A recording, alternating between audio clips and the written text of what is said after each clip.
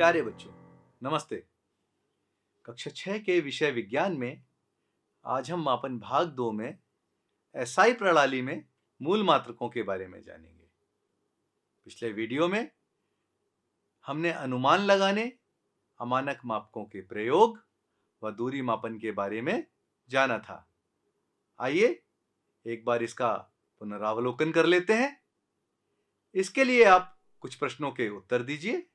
बच्चों, हम लोग सामान्यतः क्रिकेट खेलते समय पिच की लंबाई कैसे मापते हैं? बिल्कुल सही, कदम से चलकर। और घर पर चाय बनाते समय चीनी कैसे मापी जाती है? चम्मच से।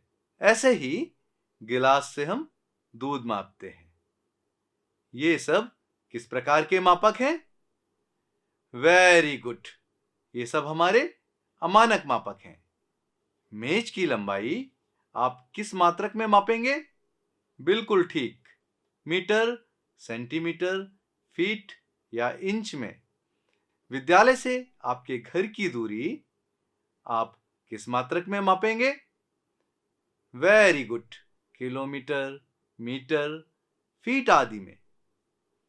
बच्चों, आज हम एसआई प्रणाली यानी इंटरनेशनल सिस्टम ऑफ यूनिट्स में मूल मात्रक और उनके प्रयोग के साथ मूल मात्रकों से अन्य मात्रकों की व्युत्पत्ति यानी डेरिवेशन के बारे में जानेंगे। आइए अब हम द्रव्यमान यानी मास के मापन की चर्चा करते हैं। जब हम बाजार से आलू खरीदते हैं तो दुकानदार उसे कैसे मापता है? बिल्कुल ठीक, दुकानदार तराजू के एक पलड़े पर बांट रखकर उसे तौलता है। और उसे तौलने की इकाई क्या होती है? बिल्कुल ठीक, किलोग्राम में। लेकिन जब कोई व्यक्ति सुनार से सोना खरीदता है तो उसे किस इकाई में तौलता है? वेरी गुड, ग्राम और मिलीग्राम में।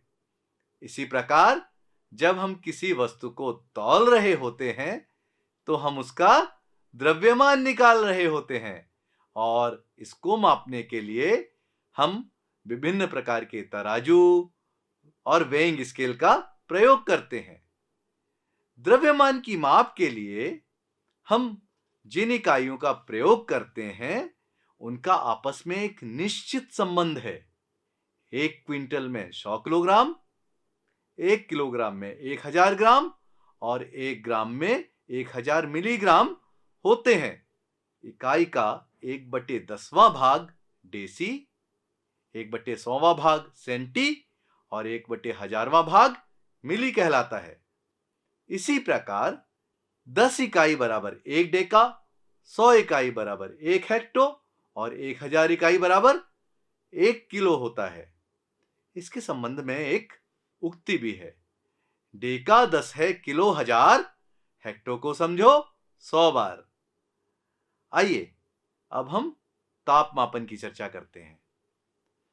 घर पर बुखार मापने के लिए हम डॉक्टरी थर्मामीटर और प्रयोगशाला में ताप मापने के लिए हम प्रयोगशाला तापमापी का प्रयोग करते हैं।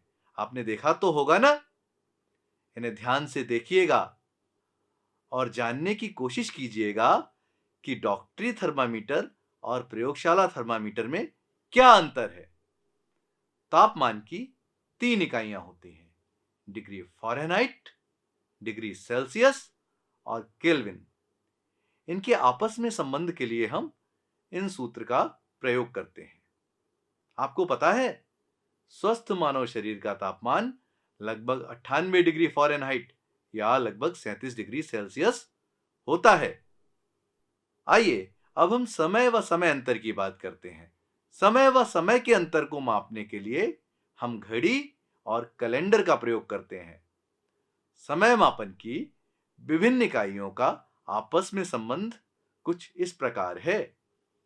एक वर्ष में 12 महीने होते हैं, एक माह में 30 दिन, एक सप्ताह में 7 दिन, एक दिन में 24 घंटे, एक घंटे में 60 मिनट और एक मिनट में 60 सेकंड होते हैं।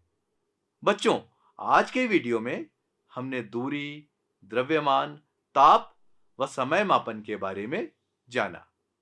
इसके अतिरिक्त विद्युत धारा का मात्रक एम्पियर, ज्योति तीव्रता का मात्रक कैडिला और पदार्थ की मात्रा का मात्रक मोल होता है, जिनके बारे में हम आगे की कक्षाओं में पढ़ेंगे।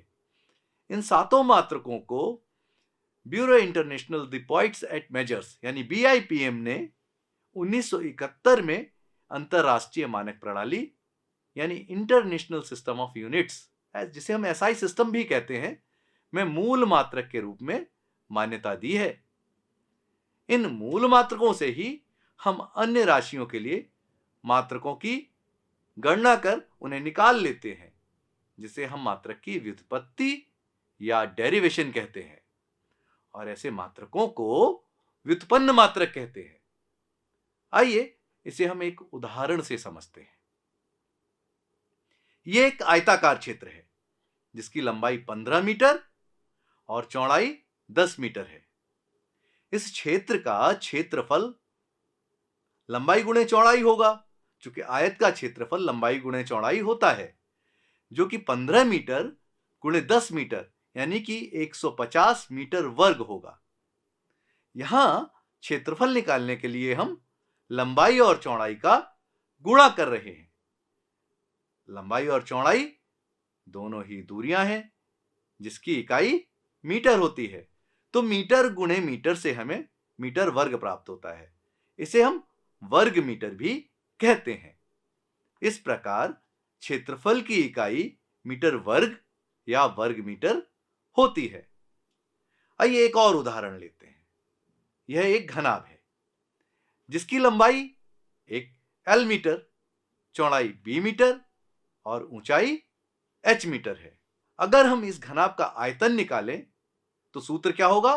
घनाभ का आयतन लंबाई गुणे चौड़ाई गुणे ऊंचाई होता है, यानी कि L मीटर गुणे B मीटर गुणे H मीटर या LBH मीटर क्यूब इसका आयतन होगा।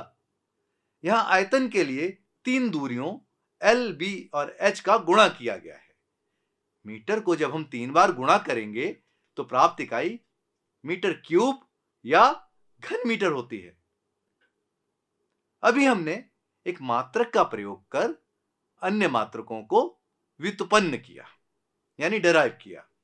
इस उदाहरण में हम 2 मात्रकों का प्रयोग कर एक और मात्रक डेराइव करेंगे यानी व्युत्पन्न करेंगे।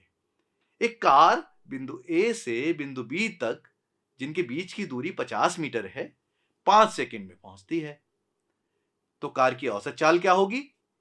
कार की चाल निकालने के लिए चली गई दूरी में समय का भाग देना होता है, क्योंकि चाल बराबर दूरी बटे समय। तो चाल के मात्रक के लिए दूरी के मात्रक मीटर में, समय के मात्रक सेकंड का भाग देना होगा। इस प्रकार चाल का मात्रक मीटर बटे सेकंड होगा। तो आज के वीडियो में हमने SI प्रणाली के 7 मूल मात्रकों को जाना और इनसे हमने अन्य मात्रकों की व्युत्पत्ति की यानी डेराइव किए। तो अब आपकी बारी। बताइए 1 किलोग्राम में कितने ग्राम होते हैं? Very good. और 1 मीटर में कितने सेंटीमीटर? आप अपने कमरे के फर्श की चौड़ाई किस इकाई में मापेंगे और कमरे के फर्श का क्षेत्रफल किस इकाई में मापेंगे? कौन सा तापमान सेल्सियस व फ़ारेनहाइट में समान होगा? इसकी गणना कीजिएगा। आप अपनी ऊंचाई उचित मापक से मापकर अपनी नोटबुक में लिखिएगा। साथ ही कमरे के फर्श का क्षेत्रफल मापकर बताइएगा। तो आज के वीडियो में बस इतना ही। धन्यवाद।